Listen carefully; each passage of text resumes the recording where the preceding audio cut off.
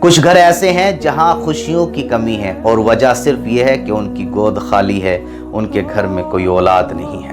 لیکن اللہ نے ایک قرآنی نسخہ بتایا ہے جو اولاد کے دروازے کھول سکتا ہے۔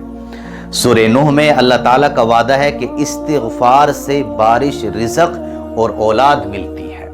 حضرت حسن بصری رحمۃ اللہ علیہ سے کئی لوگ اولاد کی دعائیں کرانے کے لیے آتے تو آپ ان سب سے کہتے کہ کثرت کے ساتھ میں استغفار کرو، کیونکہ استغفار رحمت کے دروازے کھولتا ہے اور اولاد بھی اللہ تعالیٰ کی رحمت ہے۔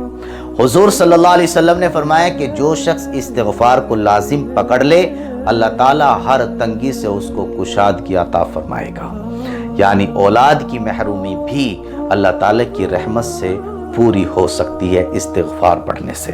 پڑھنے کا بہت آسان طریقہ ہے کہ تہجد کے وقت باوضو ہو کر قبلہ رخ بیٹھ کر کم سے کم 200 بار استغفار پڑھیں، استغفر اللہ استغفر اللہ استغفر اللہ، اس طریقے سے۔ اور پھر اولاد کے لیے اللہ تعالیٰ سے دعا کریں اور یہ دعا پڑھیں، رب لا تذرنی فردا وانت خیر الوارثین۔ اس دعا کو بھی جتنی مرتبہ آپ چاہیں اتنی مرتبہ پڑھیں، زیادہ سے زیادہ پڑھنے کی کوشش کریں۔ اللہ کے دربار میں کبھی دیر نہیں ہوتی۔ آج سے استغفار کو لازم پکڑیں اور دعا کے ساتھ میں امید رکھیں کہ اللہ آپ کی گود کو انشاءاللہ ضرور خوشیوں سے بھر دے گا۔